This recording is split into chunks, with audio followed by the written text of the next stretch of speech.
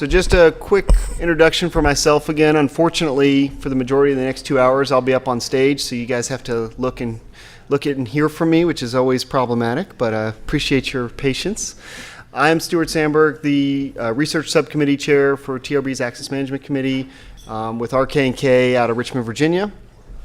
I want to just quickly start by thanking our wonderful sponsors again. As we did this morning at breakfast, they really have helped make the conference a wonderful event. I think I speak for the committee when I can say that this has been one of our more energetic and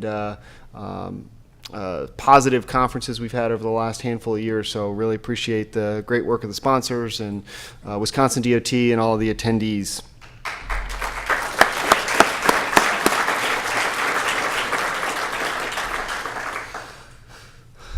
So we'll start off real quick with some of the awards. I want to really thank Huffman Corridor Consulting has, through the committee, helped sponsor, I think, what was a really great student poster session. We had, I think, 9 posters, I believe is the number, which was a really good showing, and I thank all 9 of the students for putting forth really good efforts and being here the entirety of the conference to help present them. So if all of the poster presenters could quickly stand up and be recognized, that would be great.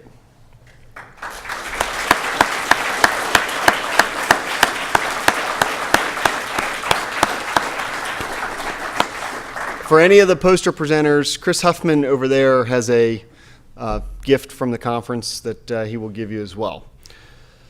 So with that, we'll quickly go into the scores and the awards. We had a very challenging effort to get these posters scored and differentiate. There was only about a 20% spread amongst all of the scores. So with that, we had because of that, we had 2 second place winners who will each receive a $250 award, and the first prize winner will receive a $500 reward. And all 3 posters will be given slots at the Access Management Committee's poster session at the TRB annual meeting in January. So I think it's a great recognition of all the work that's been done. So for the 2 second place winners and the first place winner, also when you see Chris, make sure he gets your information, contact information, so that we can get that into the system for the annual meeting. So without any longer, the second place winners were Robert Sanders from BYU. Please stand up.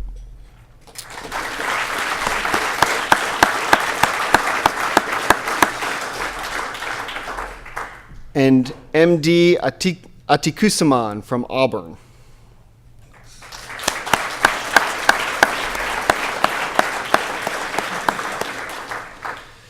And then the first place winner was Don Shu from Auburn.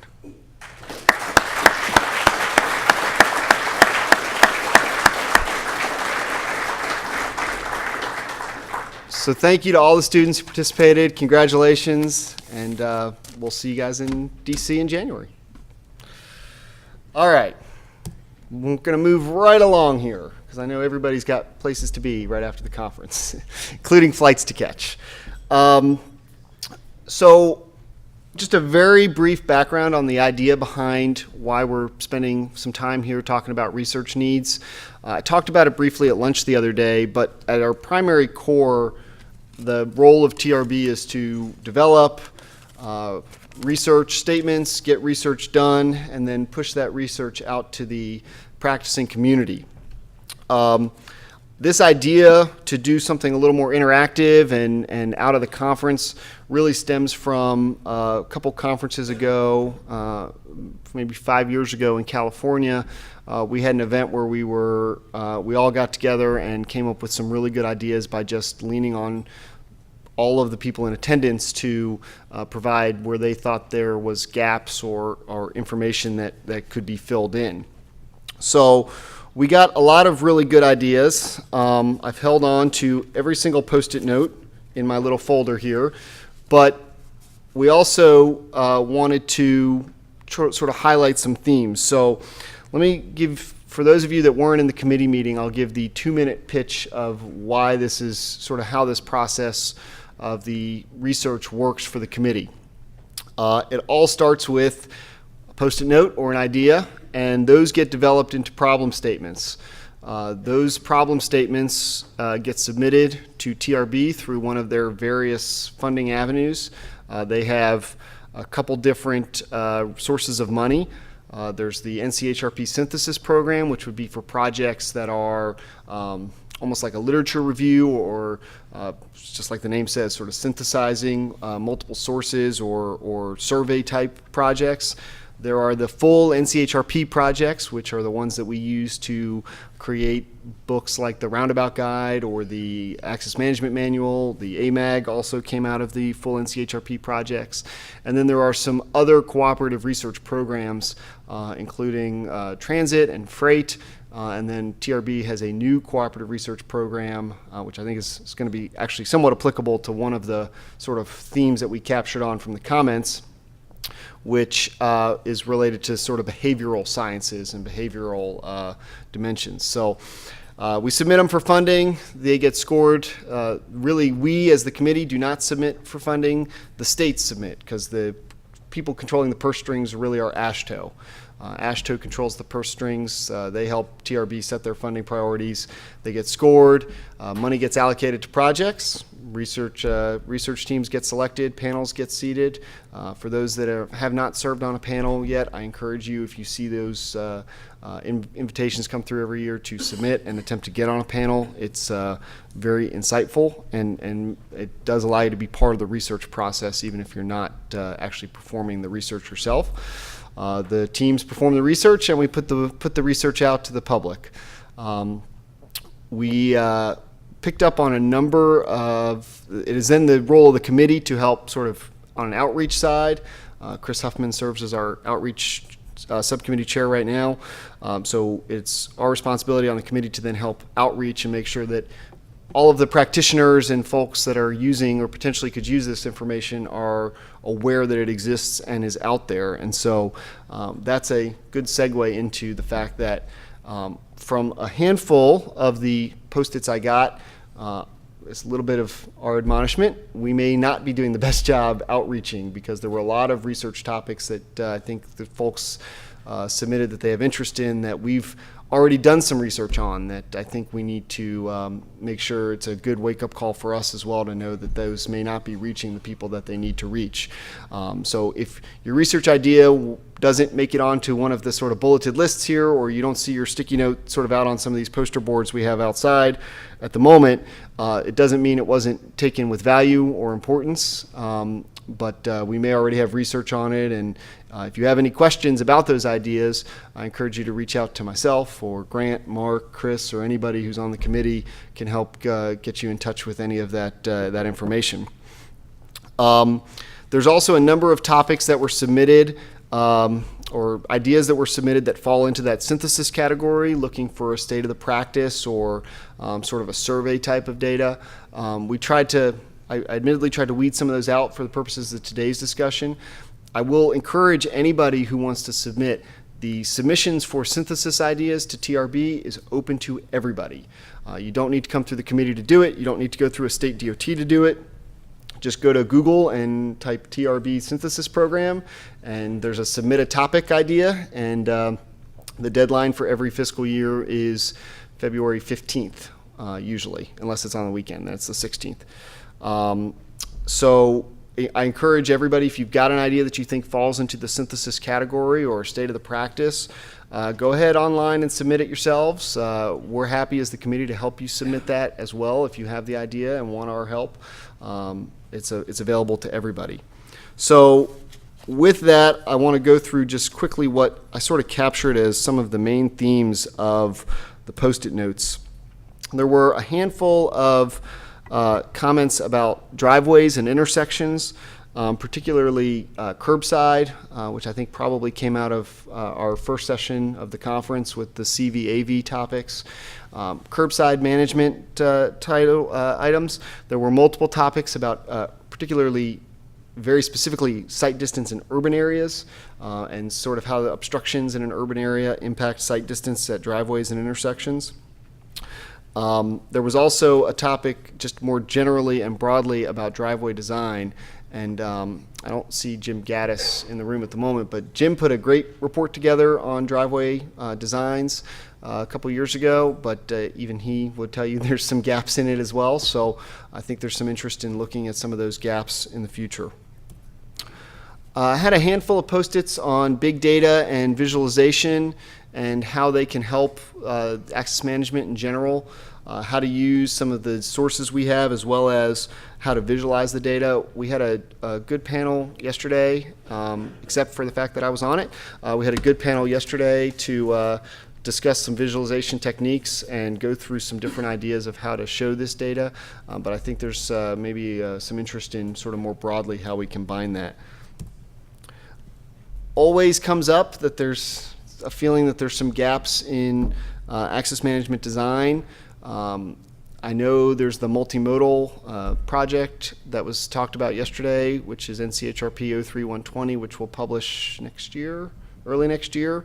But in general, the main themes, somebody had a really good idea. We talk a lot about access management, generally in context of sort of the urban and suburban contexts, but I saw at least 2 post-it notes about people wondering about sort of the more rural contexts that these apply. Also exclusive rights-of-way. This comes up, I know, a lot in Northern Virginia, where I'm at, where we're building a lot of BRT and bus-only roadways. And then innovative designs. I hear that sort of drumbeat constantly over the last year or so. How does access management work with some of these newer innovative intersections, the continuous flow, for instance, as one example. And then this would be the one that might fall into that sort of nice category for the new cooperative research program that TRB has out there on behavioral sciences. A lot of interest, and I will tell you the committee also has expressed a lot of interest on this over the years about driver behaviors, psychological influences, how drivers respond to access, human factors. So I know we've done some work on that, but I think we've probably only scratched the surface from a TRB side. So what I want to do, and I don't want this to be too onerous or cumbersome or uncomfortable for anybody, but we got a lot of really great ideas, and I'd love to tell you that in a perfect world, we would all round up and we'd be submitting 12 research statements next year, but it's just not likely to happen. Everybody's got lots of things to do. This is volunteer effort at its core, and so what we need from you guys are what is the most important and what can be done, what should we prioritize as a committee, what would be most useful to you. And so since we are nearing the end of the conference, and I'd like for people to not go to sleep during the upcoming panel session that we're going to have, I want everybody to sort of get up and go around. Are they set up outside or in the hallway? Where are they? The first group. So driveways, so what we want you to do is divide up based on which of the 4 things that Stuart just showed. Which one are you most passionate about or most interested in? We're going to send you to that group to do some more brainstorming. So driveways and intersections. In the front of the room, driveways and intersections. Yes. If you want to use the You suddenly got more interested in now, it? if you're sleeping on them, that's a different story. So big data and visualization. On the middle of the room on the far side. Access management design. So back in this corner of the room, toward the doors here, the board is already up over there. And driver behaviors will be out in the hall here. We'll be out in the hall, just where you originally put your post-it notes. So you're going to gather with your group, figure out what's missing, figure out if some more post-its should go on that board, do some discussing so we can help Stuart help us. And we'll take hopefully about 15-ish or so minutes, and really what I want to get out of it is within sort of these broader groups, what do we think might be a good primary topic to move forward into the next research cycle. So without further ado, I'll let you guys find which one you want to go to.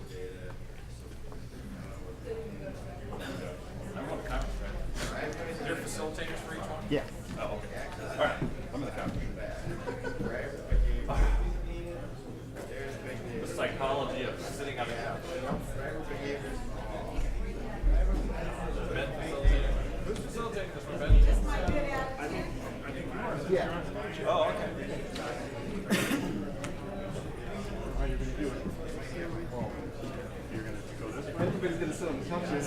We can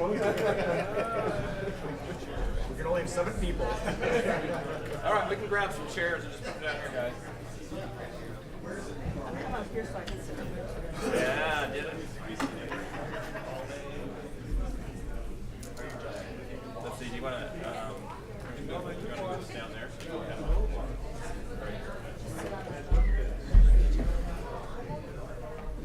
all right.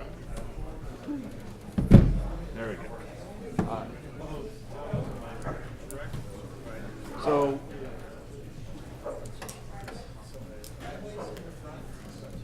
for the folks that are looking at the driveways, we had, I'm not going to read off the post-its verbatim because nobody wants to hear me talk that much. But Speak up. We got to hear. Might as well read them off. read them off. Well, how about I just summarize the main topics? Okay. So this covered sort of intersection sight distance for urban areas. This was particularly looking at central business districts. This one looked at curbside access. This one looked at driveway design from a throat and width standpoint, from a ratio standpoint. Access management, this one says in historic districts, which were focused on primarily sort of tight rights of way and lots of obstructions, and this one apparently just tells them what board this is. So, What's the last one, Stuart? this one? No, the yellow one. That just tells them what board, where to What's the put what big blue board. one on the left? Oh, and the blue one on the bottom, this had to do with the intersection functional areas. And understanding, we've identified that in the access management manual, but I think there's always a healthy debate about really what the intersection influence area is, how wide it is, how broad it is. So with that, I will open that up to anybody who wants to add any thoughts or input or any specific issues that you guys might have to talk about. I was interested in the curb management, and that was something I'd never even thought about. Okay. I guess following up on that, I work for the city Madison Park Utility, and we're getting requests from like the Ubers, Lyfts for more loading areas. That takes away from revenue producing space and parking involves general public availability. And then two, just the driveway vision clearance, our state statute requires 4 foot from a driveway. You get a lot of complaints, especially commercial driveways, that's insufficient. I don't know what our 4 foot was based on.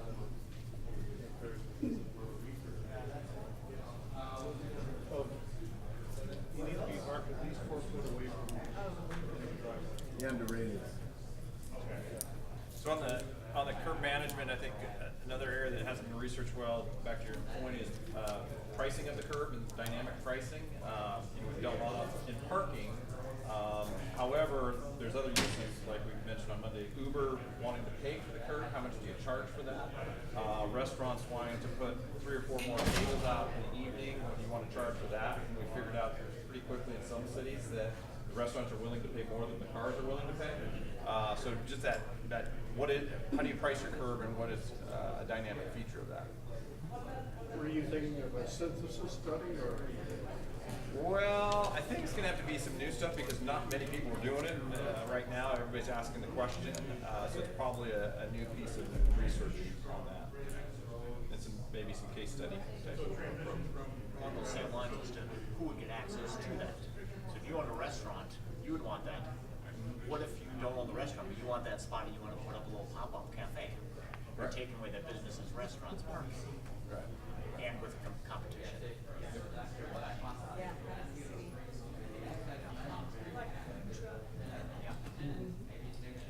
Just makes sense if the town's vehicles are coming. That is going to become really important, whether it's 2053 or it's going to be in the next 10 years. If it's true that these cars will just keep going around because they can't find a curb, I think that's something that should be studied and it's going to become evident. It's not going to be for the restaurant that wants to pay for it. It's going to be so we can get people onto that sidewalk. I'd like to see some case studies where that wasn't there before, but then there was someone saw a need for it and went through the steps in making it happen. I would imagine probably contacting the business owners and getting their input. You know, from a DOT standpoint, you know, you've got to contend with local government and you know, whether or not they want to, you know, do something like that. I would also imagine it would be based on the area as well. So I would be interested in some case studies on how it wasn't there before and then it came to fruition. Provide ramps, type ramps for every spot. That if you're doing that, as opposed to a designated spot, we'll try and do that. And We're parked at every one of them. It's really managing of all the modes of the people to and from the loading and unloading, and then the management of the cars. And does that change how we design the design treatments at the curb itself? You're exactly right. When does ADA come into play? Because right now, there's not many curb spots that are ADA compliant. Another curb topic that was fascinating to me was someone had shown that during one of their access management plans that they had allowed for the delivery traffic to utilize what was used as parking spaces during the day.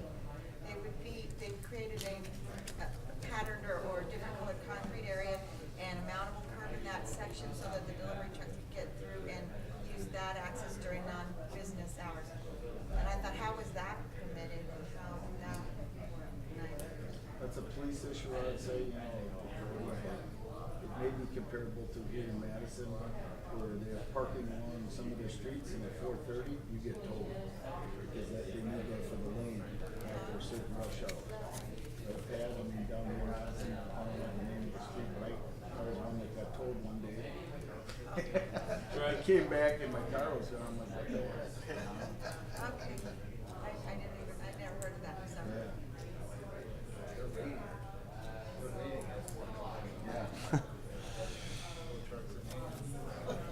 So they do that through, you know, Ford. But is it permitted?